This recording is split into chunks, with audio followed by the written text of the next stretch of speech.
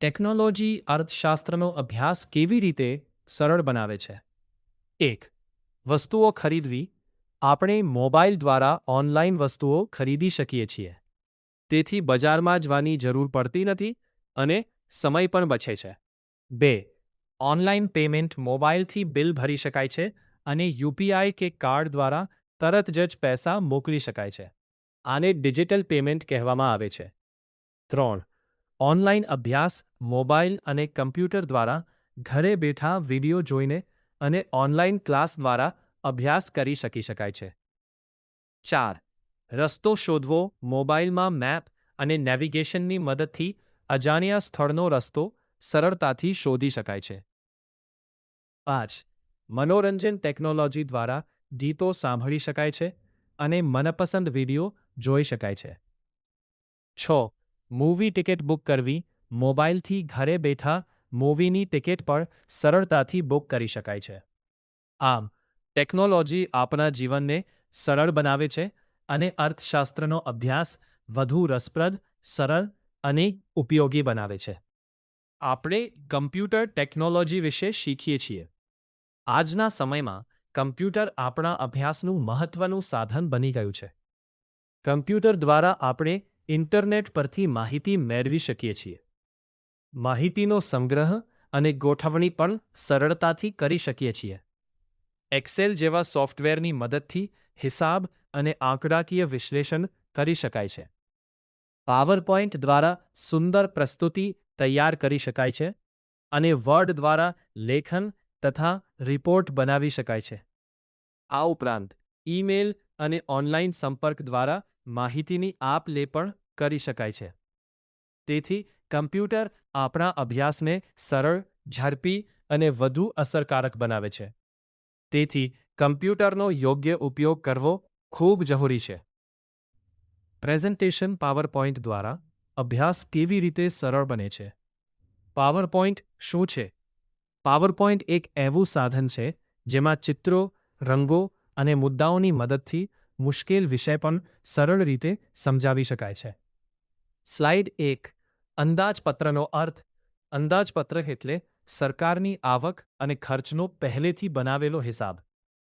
સરકાર એક વર્ષમાં કેટલા પૈસા કમાશે અને ક્યાં ખર્ચ કરશે તેની યોજના બનાવે છે. સ્લાઇડ 2. અંદાજપત્રના ખાતાઓ. અંદાજપત્રમાં મુખ્ય 4 બાબતો હોય છે: આવક ખાતું, મૂડી આવક ખાતું, ખર્ચ ખાતું, મૂડી ખર્ચ ખાતું. આ ચારેય ખાતાઓ સરકારના પૈસાની આવક અને ખર્ચ સમજવામાં મદદ કરે છે. IN. સ્લાઇડ 3. ભારતનું અંદાજપત્ર. ભારત સરકાર શિક્ષણ, આરોગ્ય, સુરક્ષા અને વિકાસ માટે ખર્ચ કરે છે. આ ખર્ચ માટે સરકાર કર, ટેક્સ અને અન્ય આવકના સ્ત્રોતોમાંથી પૈસા મેળવે છે. પ્રેઝન્ટેશન દ્વારા ચિત્રો અને સરળ મુદ્દાઓ સાથે ભણવાથી વિષય ઝડપથી સમજાય છે, યાદ રહે છે અને અભ્યાસ વધુ રસપ્રદ બને છે. એક્સેલ વર્કશીટ શું છે અને તે આપણા અભ્યાસમાં કેવી રીતે ઉપયોગી છે? એક્સેલ શું છે? એક્સેલ એક કમ્પ્યુટર પ્રોગ્રામ છે જેમાં આપણે માહિતી ગોઠવી શકીએ છીએ, ઝડપથી ગણતરી કરી શકીએ છીએ અને રંગબેરંગી ચાર્ટ બનાવી શકીએ છીએ. એક્સેલ શું કામ કરે છે? માહિતી ગોઠવે છે, ઝડપથી ગણતરી કરે છે, સરવાળો અને સરેરાશ કાઢે છે, ચાર્ટ અને ગ્રાફ બનાવે છે, માહિતી સરળ રીતે સમજવામાં મદદ કરે છે. આ ચિત્રમાં શું બતાવ્યું છે? અહીં વિવિધ વસ્તુઓનું ઉત્પાદન અને તેની કિંમત ટેબલમાં બતાવવામાં આવી છે. એક્સેલ તરત જ કુલ સરવાળો, સરેરાશ, સૌથી મોટી અને સૌથી નાની કિંમત શોધી આપે છે. ચાર્ટનો ઉપયોગ કેમ થાય? બાર ચાર્ટ અને પાઈ ચાર્ટ દ્વારા આંકડાઓને એક નજરમાં સરળતાથી સમજી શકાય છે. તેથી મુશ્કેલ માહિતી પણ સરળ લાગે છે. એક્સેલના ફાયદા: સમય બચાવે છે, ગણતરીમાં ભૂલ ઓછી થાય છે, આંકડાઓ સ્પષ્ટ રીતે સમજાય છે, અભ્યાસ વધુ રસપ્રદ બને છે.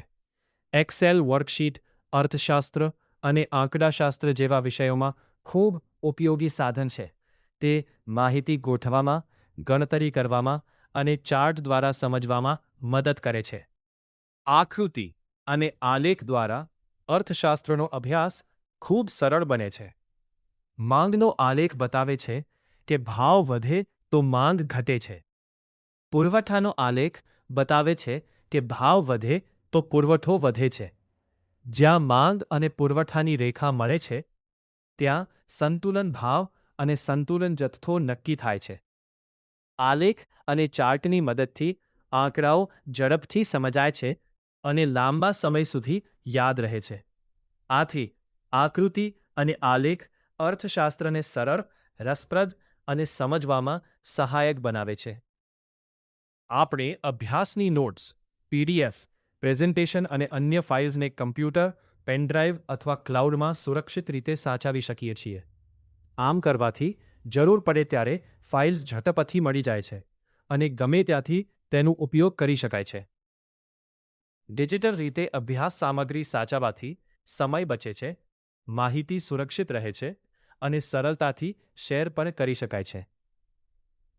સાથે જ આ કાગળનો ઓછો ઉપયોગ થવાથી પર્યાવરણનું પણ રક્ષણ થાય છે.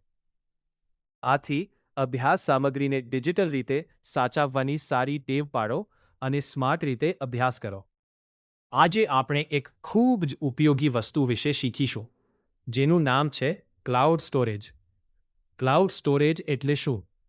ક્લાઉડ સ્ટોરેજ એટલે ઇન્ટરનેટ પર તમારી માહિતી સાચવી રાખવાની સુરક્ષિત જગ્યા. જેમ આપણે ઘરમાં વસ્તુઓ કબાટમાં રાખીએ છીએ, તેમ ફોટા, નોટ્સ અને ફાઇલો ક્લાઉડમાં સાચવી શકીએ છીએ. ક્લાઉડ સ્ટોરેજના ઉદાહરણ ગૂગલ ડ્રાઇવ, ડ્રોપબોક્સ, ડિજીલોકર આ એપ્સમાં ફાઇલો સાચવીએ તો તે સુરક્ષિત રહે છે. ઘરે ધારો કે હું ઘરે બેઠો છું અને મારી નોટ્સ જોઈવી છે. હું ગૂગલ ડ્રાઇવ ખોલું છું અને તરત જ મારી નોટ્સ મળી જાય છે. શાળામાં હવે હું શાળામાં આવ્યો છું. શાળાના કમ્પ્યુટર અથવા ટેબ્લેટમાં લોગિન કરીને એ જ ફાઇલો સરળતાથી જોઈ શકું છું. પ્રવાસ દરમિયાન જો હું પ્રવાસમાં હોઉં અને મોબાઈલ સાથે હોય તો પણ ઇન્ટરનેટ દ્વારા મારી માહિતી તરત મેળવી શકું છું.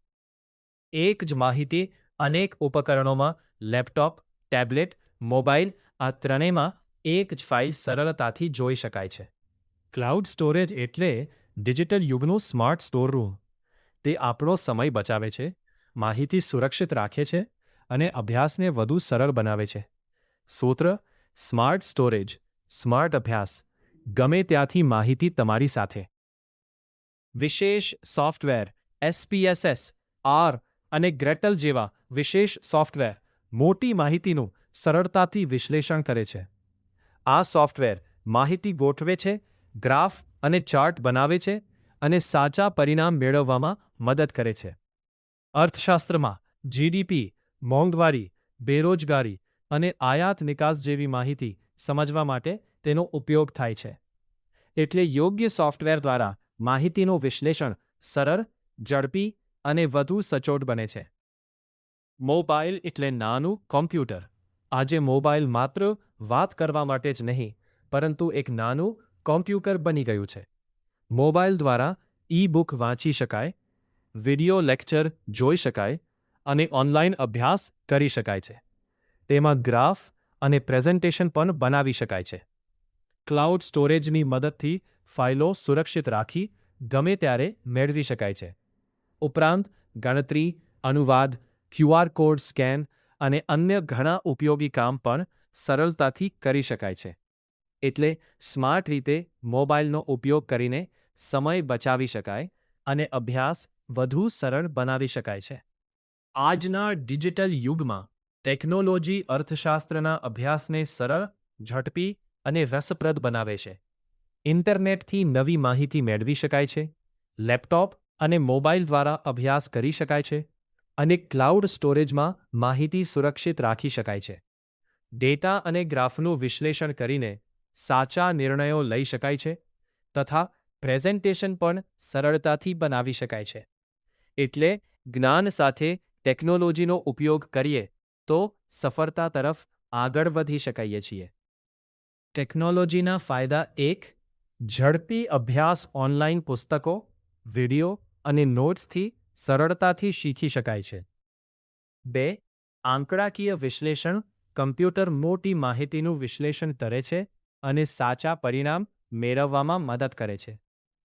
3. ચાર્ટ અને ગ્રાફ બનવામાં સરળતા. માહિતીને રંગીન ચાર્ટ અને ગ્રાફ દ્વારા સરળ રીતે સમજી શકાય છે. 4. સુરક્ષિત સંગ્રહ. ક્લાઉડ સ્ટોરેજમાં ફાઇલો, ફોટા અને દસ્તાવેજો સુરક્ષિત રાખી શકાય છે. 5. ગમે ત્યાંથી ઉપયોગ. ઇન્ટરનેટની મદદથી મોબાઈલ, ટેબ્લેટ અથવા લેપટોપમાં ગમે ત્યારે માહિતી મેળવી શકાય છે. 6. સમયની બચત. ગણતરી, શોધ અને માહિતી ગોઠવવાનું કામ ઝડપથી થઈ જાય છે. 7. સાચા નિર્ણયોમાં મદદ. ડેટાનું વિશ્લેષણ કરીને યોગ્ય નિર્ણય લઈ શકાય છે. 8. માહિતી શેર કરવામાં સરળતા. ફાઇલો, શિક્ષક અને મિત્રો સાથે તરત જ શેર કરી શકાય છે. 9. પ્રેઝન્ટેશન બનાવવામાં સહાય. સુંદર સ્લાઇડ, ચાર્ટ અને પ્રોજેક્ટ સરળતાથી તૈયાર કરી શકાય છે. 10. અભ્યાસ વધુ રસપ્રદ બને છે. ટેકનોલોજીથી શીખવાની પ્રક્રિયા સરળ, ઝડપી અને વધુ અસરકારક બને છે.